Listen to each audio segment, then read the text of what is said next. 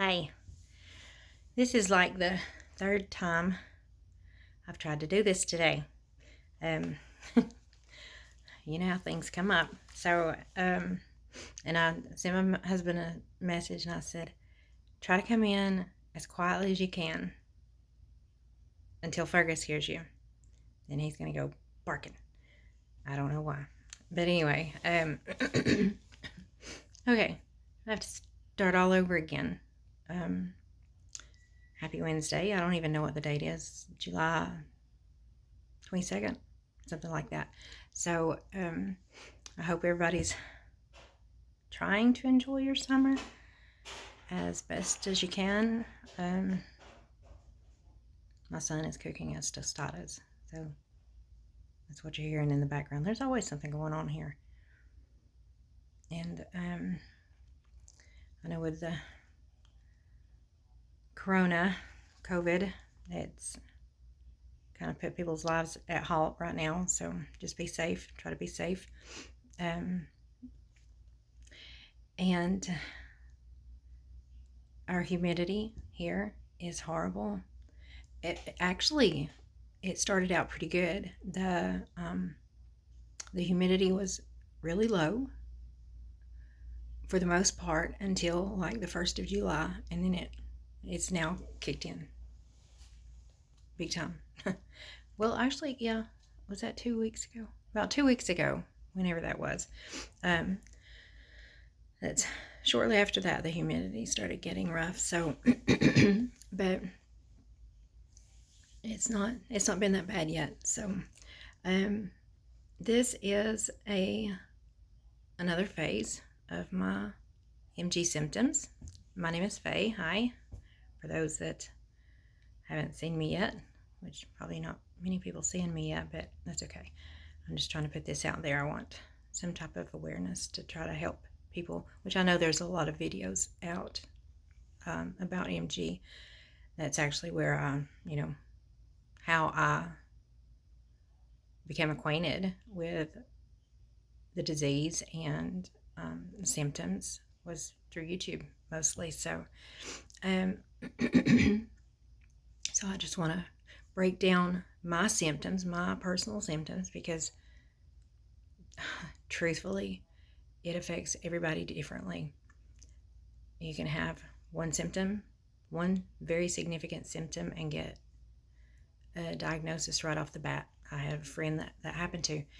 And next, there could be something, somebody with 20 symptoms, and it'd take years. And I know a lady that her diagnosis, she went undiagnosed for about 20 years. And, but I don't think I don't personally know her. She's on the MG forum on Facebook. And I don't think her symptoms come on strong. Mine didn't start, sorry about the glare. I wouldn't have to have these on, but I have to see my notes because I can't remember anything if I don't write things down. So, but I don't think her symptoms started out very abruptly. Mine were pretty abrupt. I can't say exactly when the MG started, but I can give you some idea as to when I was very first aware of it. So, and I think I went undiagnosed for 8 years. So, but this is continuing my third phase of symptoms. Well, not a continuation of symptoms, but this is the third phase. This is between going from 2015 to 17. And I'm trying to break it down in years, how it started in the beginning and how it is up to this point right now. And after this, I'll go from 2018 and on. So, but right now, you can hear my voice is dropping. It's getting more airy. A lot of that is due to the humidity. The humidity affects our throat muscles, vocal cords, the intercostal muscles of the diaphragm, the lungs. So we get real airy sounding, real weak speech, volume. This did not start for me until probably about 2014, I think it was. So I went a long ways without this. At night I get very, my throat gets gravelly, sounding like there's little gravels in my throat. Kind of like it is right now. Y'all probably can't tell, but I can tell, I can hear it. It just sounds a little bit raspy. And the pitch. So, okay. It's been about a year since I've done a video. One would think that when you have MG that you'd remember to do videos. If you're so choosing, I forget. So anyway, on we go. Facial muscles. These were, these started out kind of slowly, like here and there and, on my face. It was all reasonably around the same time, though. It started like in the winter, which is kind of odd knowing what I know about MG now. It started affecting the muscles in this eye. It would pull down just a little bit, and it wasn't terribly noticeable, but it was just barely noticeable. I noticed it because it was, my face. I want to go back up here because this is a big kicker in the end. I'll not tell you about that part, but this here, I would often use the expression as melting. My forehead felt like it was sliding down or coming down, and it felt real kind of heavy, and like it was literally just melting down, and kind of like Wizard of Oz, I'm melting. Well, that's what it felt like my forehead was doing. And excuse me.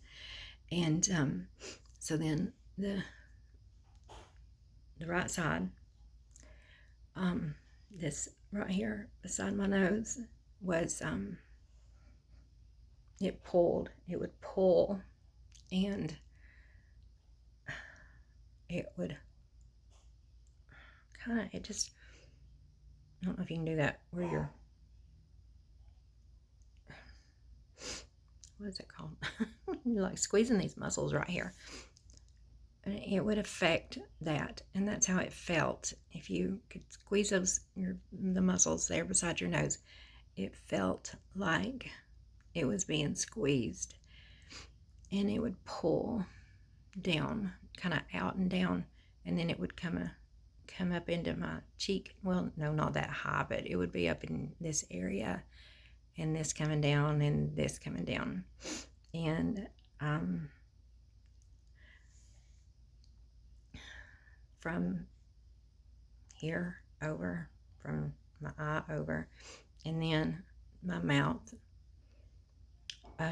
my lips would come down.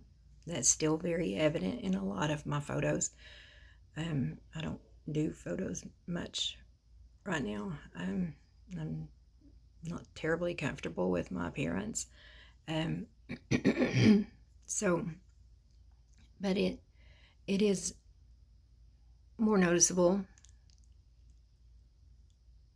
I can't tell if you can see it right now. It may not be doing it right now. I don't know.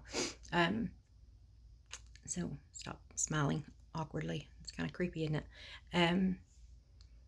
When it is doing it, it's very noticeable when you smile, like for a photo or whatever. It's just very noticeable. And so that would kind of come down just a little bit, and the tip of my tongue, from seriously to the extreme center of the tip of my tongue to the right side was numb. Not the whole right side of the tongue, just the tip area, just like that. It was, I kept thinking that I was burning my tongue with my coffee, which, in my mind, I really knew I wasn't. It was just something I was, we automatically try to accommodate something with a reason. And that was the reason. It just felt like it was the same sensation, really, as burning your tongue with your coffee. But, not extreme burn, but, but it was only to the right side. It wasn't the whole tip. And it would, my tongue muscles under here towards the back would get tired. So all of this is going on with my face. I couldn't talk plainly when I was really tired. And by this time it was late in the afternoon, I'd get tired and that would really kick in. And I would talk kind of with a lisp. It was rough. And a little bit scary, because you got all this stuff going on, and then it starts affecting, your part of your noggin. And it was embarrassing because you would, that's not you, and you've got this stuff going on, and it's just kind of, I don't know, you're not comfortable at all having to talk to people, having to say words that you couldn't say completely, and it was just a whole different ball game. So that was the symptoms of the face. My forehead melting, my eye pulling, right here would pull and kind of squeeze a little bit. There is the MG speech, which is very airy and nasally, and I can't do it. It's a whole different ball game. I have never experienced it. I have come close, but if you just type in MG speech, it can be very alarming, and to say the least. But thank God I have not had to experience it. What I had to deal with was hard enough. I can't imagine somebody trying to talk and breathe and look it up. I can't. My words can't do it justice. So the next thing is my legs from the knees down felt like they were wrapped like in an ace bandage. I would, especially when I was in the shower, it was more noticeable then. I don't know why. I don't know if it was the sensation of the water adding to it, but it was noticeable when I would be shaving, and it didn't hurt. It didn't affect my walking that I'm aware of, really. I don't do it much anymore. But I did it for a long time. But it wasn't like a scary thing. It made me think. Take that back. It did make me kind of scared that I could have diabetes, because Lord knows I love those cookies, and I know I'm not treating myself right. I'm doing better nowadays than I was back then. Back then, high metabolism, I weighed 130 pounds. Now I weigh 100 and, yep. And so I was scared of the diabetes thing. But it did not affect me that I'm aware of. It may have made my legs a little bit heavier, possibly, but it didn't hurt. It wasn't uncomfortable. It was just a sensation. And just from the knees down, they felt thick. I just felt thick skinned. So my right leg by this time had started what they call foot drop. I can't say exactly that it was foot drop, but my leg was heavy. My right leg was very heavy. I couldn't lift it up as a procedural walking step. It was like it drug more than a step. And I still do this now. It's almost an everyday thing, especially when I'm tired.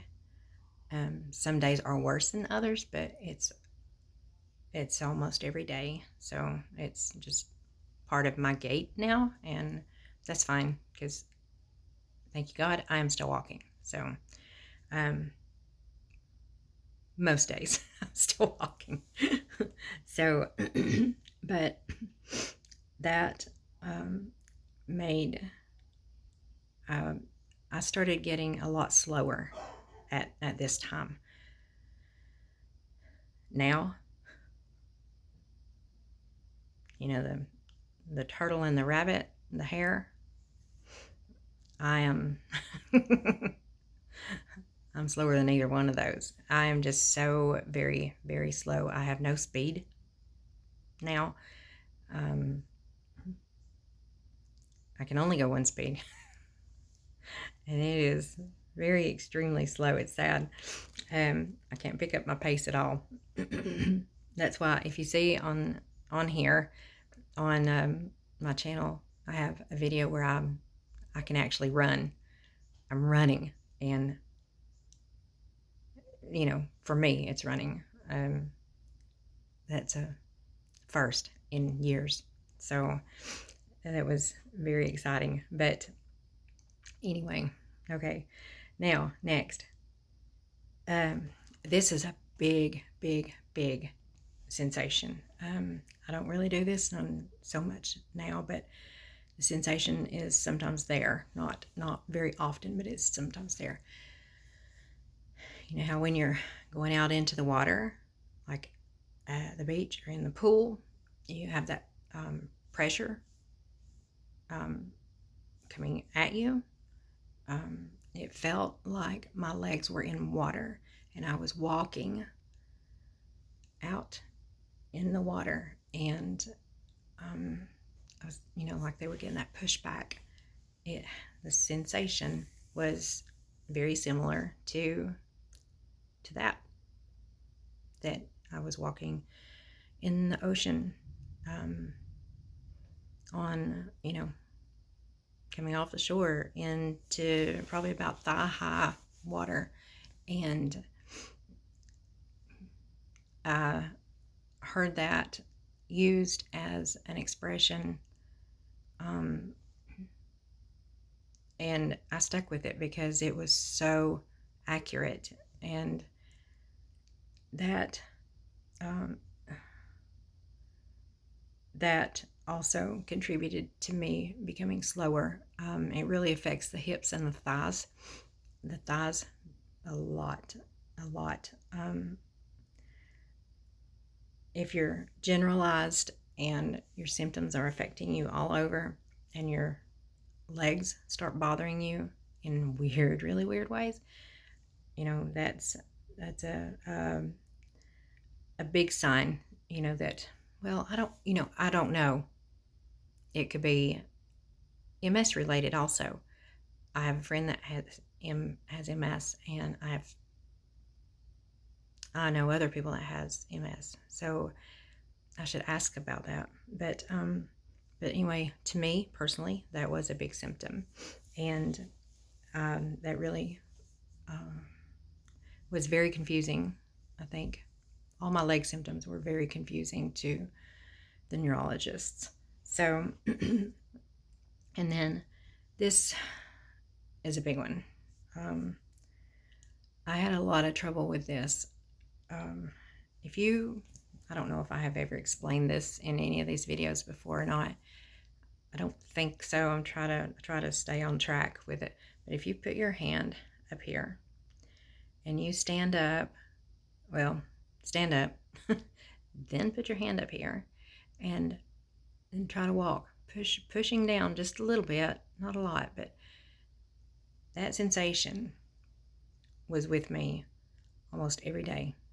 And it was very hard because going from here to your diaphragm and then your legs, that made walking, climbing, just even walking to your car, from your house, it made life hell. It was really rough because you knew that you could be prone to falling.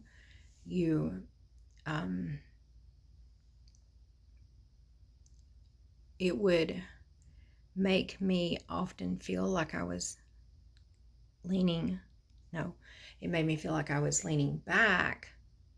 So I would lean forward to compensate for that. So I was all the time, or not all the time, no, not all the time, often leaning forward to compensate for the feeling of leaning back. And I know so much of this is so confusing, but I really do feel for the neurologists in a way, not the three so much that I had to deal with in the beginning of this, which I should do a recap on that. But they know so many diseases, so many disorders, so much stuff that it has to be, what's the word? Combobulating, what is that word? It has to be very confusing to them to try to figure out. I can kind of see sometimes why they be like, she needs some mental help. Especially like something like that. Just like I literally felt like something was pushing down on the top of my head, and I was having to walk with that. And it's very hard. I've shown to my kids, and they're just like, gosh, it's hard to, but you can do it to yourself. Just push down and try to walk. It is crazy. It's a crazy feeling. So, but I do understand why a lot of doctors are confused and thinking that we might need some health assistance in the mind. So anyway, on to the next. Okay, I just explained about the leaning forward. I have no idea what causes that. Nothing. It's just these odd sensations. My diaphragm muscles are very weak. My stomach muscles are very weak.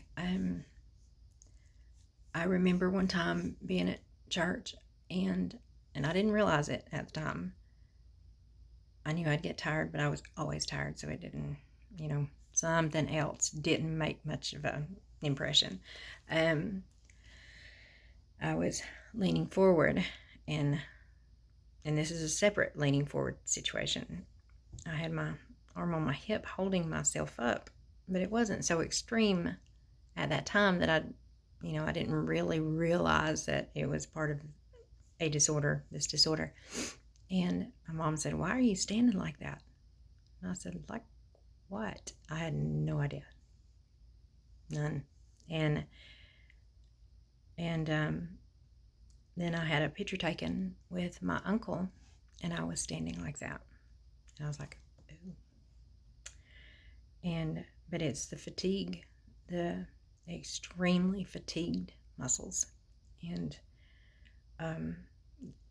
it just kind of creeps on you, and you don't really because you're so tired all over. You don't realize that something specific is standing out. It's a whole different ballgame. So, you know, some people are going to notice things that you don't know, and that was certainly the situation. But these muscles, like if I'm riding in the car with my husband and he has to hit the brake a little fast, if I'm completely unaware, I will just go boom, just fly forward. Thank God for seatbelts. Because seriously, if I didn't have my seatbelt on, I would have slammed into the dash before. That scenario has played out. I do know that for a fact. Because, we are so in control of our body that we know when something's not right anymore. And it can catch you off guard when somebody mashes the brake a little sudden. You may lean forward a little bit, but you're still in control. But pretend you're not. And you literally have no function, no ability to hold yourself back in your seat. And, I know without a doubt, if I didn't have my seatbelt on, I would have slammed the dash, because it's just how it is. And so, I do that here. I'm lucky right now that, I don't know if you can see, I'm in, I don't think you can see, but I'm in this, how do you say this chair? This round chair. Can you see the round chair? I always say it wrong. I always want to say papoose, and I know it's not papoose, but it's that round chair, and I love it. Oh my gosh, I love it. And this is like fake suede. Oh, it's just so nice, so comfy. My husband bought it for me and surprised me with it, so yay. And my puppy loves to sleep in it almost every night. So right now I am able to hold myself up and attempt at posture. But a lot of times during this time, I started losing my posture. I don't know. I don't know what else to say other than that. It's very hard to maintain your strength, your posture. It just all starts diminishing. You just have to kind of work with it, go with it, deal with it. You learn as you go. You don't even have to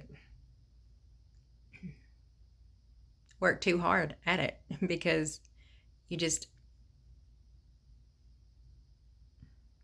become more familiar with your disease or your disorder, whatever's going on. So you hear it sounds like I'm talking into a fan. That's very common with me. You learn the disease. I guess technically the disease learns you, and you start working together. So, but there's a lot of times I can't sit like this. I cannot. I'm sitting here like this. I'm sitting up straight with probably semi-decent posture, because the neck gets heavy and my head leans forward often.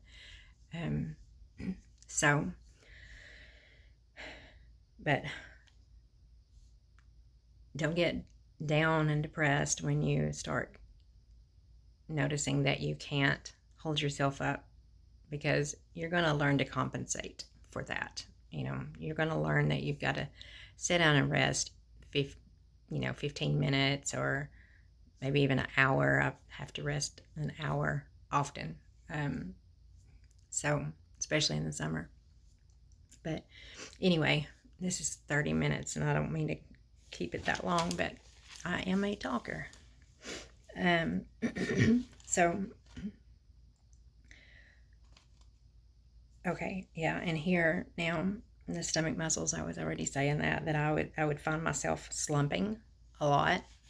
My dad even made a comment once that I needed to sit up straight on the sofa. And I was like, what? This is perfect. I think he was just joking with me, but I was like, really? Probably not gonna happen, dude. So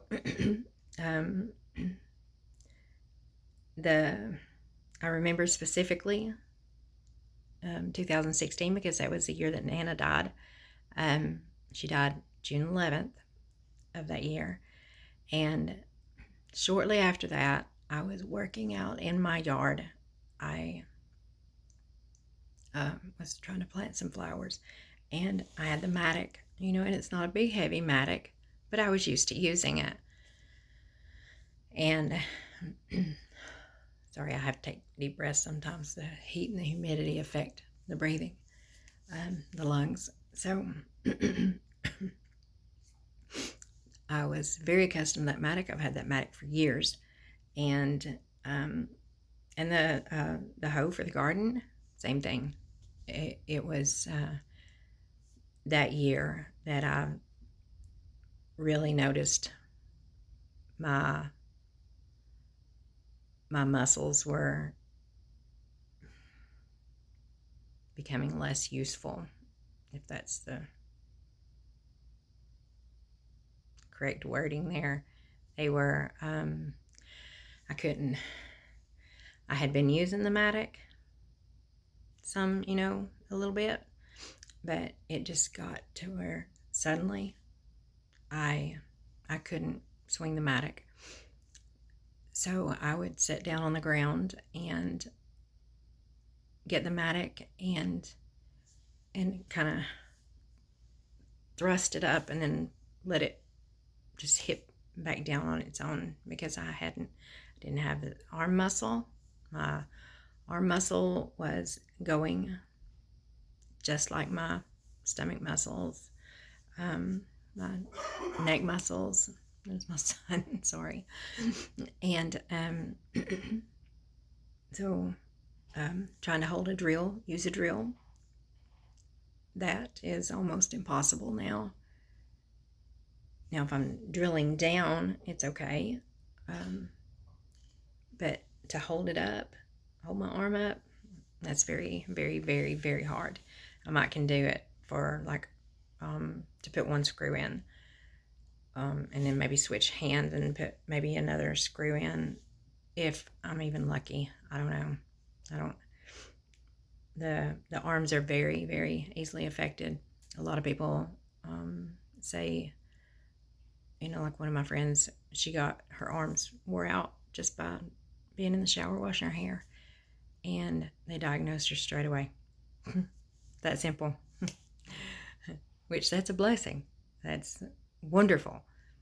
But then there's the others that it takes forever. So, okay. Now, okay, yeah, my hands also a part of the situation with the mattock. I find it hard to hold things. I was dropping things, busted glasses, just various things. It's hard to, which I've showed y'all, and my fingers are large now for some reason. I did find out that I have carpal tunnel. However that happened, probably the stupid mattock. I have carpal tunnel in both wrists, and my fingers are always like swollen. I don't know if that's all swelling. I don't know, but they do kind of hump up. This side's not as bad as this one. This is the more prominent of the fingers that humps up right there. And I've never had that ever. But some of it could be weight gain, some of it could be fluid. So I'm not sure, but my fingers are weak. The tips of my fingers, they don't grasp like they used to. So that's another another one to add to the list there. So then the breathing trouble really started. I don't know for sure if I think I have expressed this, that we went on a hike at I can't even say that. Amicalola Falls. I think I've said this before. Breathing, throat muscles, function, lack of function, swallowing, getting choked, all of that. I have not gotten choked on food, but I have gotten choked on liquids. Not when I'm using a straw, though. A lot of people get choked with a straw. I do not, at least thus far. So drinking from a glass, I've gotten choked. I've gotten choked on my own saliva. On my own saliva, trying to swallow. I have woked. I must be getting tired. I've woked up. Sorry, redneck. I have gotten choked in my sleep, and wake up freaking out because, you don't know what's going on until you wake up. And wow. And this one time we went to Amicalola Falls over in LJ or Jasper, somewhere in that area, I think. And this day I really realized that my legs were going down big time, because I used to get, whatever, just go right up. And this day was a disaster. Halfway up, trust me, this is not a big deal. This is not a big mountain. It's not steep. It would be a big deal to a lot of people, like me now, especially. But then, I didn't think it should be such a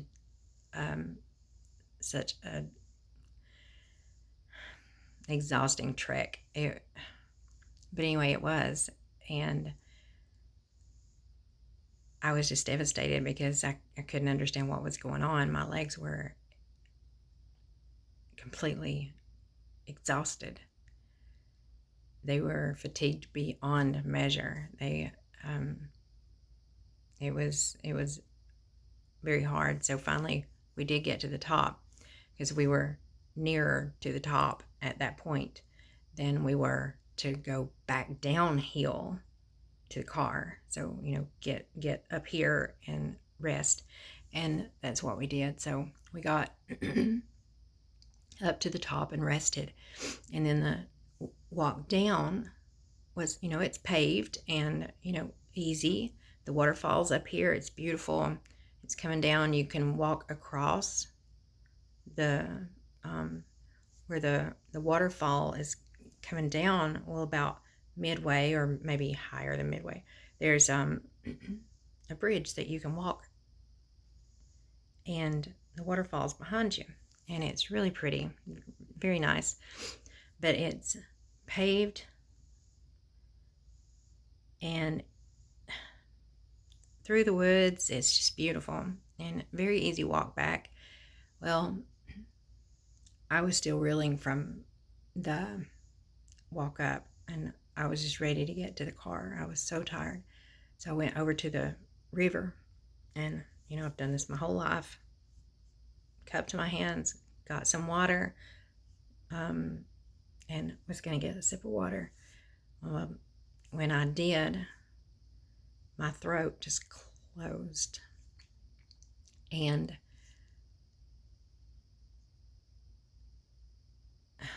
I had just a teeny, tiny airway. I knew I was getting air, but it didn't feel like it. The only way I could really get a lot of air and it feels significant was I figured out that, I was coughing because I was so choked. In between each cough, I could and take a little bit of breath, and then I'd cough again, and I kept doing that because even in such a scenario, your mind starts telling you what to do, and that was happening, or else I could have panicked myself to death because I had never experienced, I've never experienced anything like that. I did get choked on a jawbreaker one time when I was little, but I was getting more air then than I was at this hiking trip. And I think I was just so fatigued from the walk up, it affected the whole muscle. The whole muscle. I have one muscle in my body. It affected my entire body. Every muscle I had was affected by this hike. And I guess that's how I got choked. I had never experienced it. So, you know how you get choked sipping something or whatever, and you just get, your face may turn purple a little bit, but this was to the extreme. The next step would have been passing out because I was very, very close to that. So that I actually started having some breathing trouble right before that.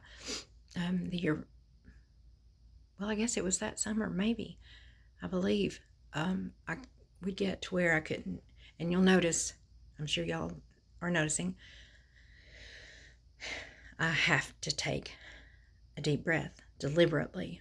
A lot of times we just do it. We have to use our intercostal muscles. I think that's how you say that, intercostal. And that helps our lungs. Because if you're not breathing right, your lungs can collapse. And that's why they worry about people with, especially older people that get pneumonia. Their lungs can collapse. Take a deep breath. That's where breathing treatments come in. And so I often have to take a deep breath, especially in the summer. So that you'll notice that often with me. And I do think that this is a generalized symptom with MG because it does affect the muscles of it does affect the lungs, and that's why the MG can be so dangerous, because it affects the lungs, it affects the heart, and any of the muscles that affect your organs, it's affected, can be affected. So but often I will take a deep breath. Sorry, I'm looking down here at my notes too, so that's what, if y'all are wondering what's she looking at? But I would get, I'm used to being able to just take a deep breath if I want to. Well, that's not always the case anymore. And I will try and try and try and try and try, because it is so uncomfortable, and it can make you very antsy. It can make you panicky. You can end up driving yourself to the point of needing to go to the ER if you're not able to take a deep breath. It's just scary situation, and I will often make myself so dizzy from trying to take a deep breath, because things aren't your own anymore. You don't have that control. You don't always have that ownership of your organs, and they just won't function the way that you're used to. And that's a hard situation. But at this time, still 2015, 17, I'm still undiagnosed, still searching. I'm rounding this up now because it is so way past I usually try to keep it, 20 to 30 minutes, and I'm way past that. So I know I'm just probably boring most of you into a sleep coma. So, but I have a wonderful neurologist now, and he was going to great lengths for me when I found him. So he is wonderful. But I'm going to round this up now, because I know y'all are wanting me to. But trying to go through these symptoms is a process. It is a procedural process. It was with me, these are my symptoms alone. Everybody else's is different, can be different. I know some people have learned that their stomach quit working. They couldn't eat. They couldn't use the bathroom. It affects everything. It can affect everything. And so that's why some of these take a lot longer. I probably could cut this in half, but I'm not going to. So just keep in mind, symptoms are always different.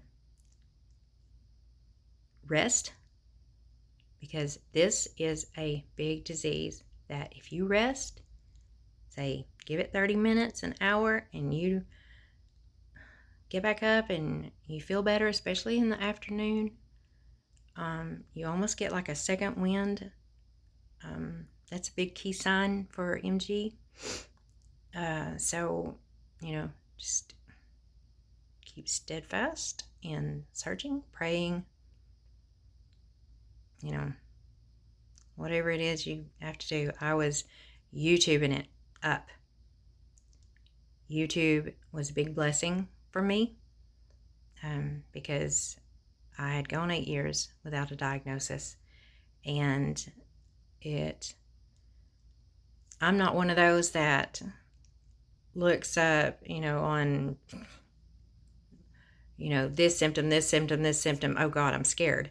I'm not like that. I took advantage of the resources that I had because I wasn't getting any help until I found this last neurologist. I was getting no help. And even with him, and he had been in practice a long time, my symptoms were extremely confusing to him. And so, but my key words to him were, often in the afternoon, I feel better after I rest. Ding, ding. He knew straight away, and I knew what to tell him for him to know it straight away. I had come up with so many possibilities that I don't know, but I knew it when I found that one. I knew what it was, and I didn't want to tell him. I wanted his verification, and I gave him the words that I thought he needed, and then that's what it was. So you may find it, your neurologist may find it, your sibling may find it, whoever finds it, it doesn't matter. That's when you roll. That's when you go to try to find a specialist. If you don't have a neurologist, try to find a specialist. If you go to a neurologist, just say, I have no idea what I'm dealing with here, but I need to know, are you really going to try to help me? Because I went through it and they broke my heart. So, but anyway, I'm going to stop because I can talk forever, I guess, until my throat stops. So, all right. I will try to do another video on the next 2 years, and everybody try to stay safe.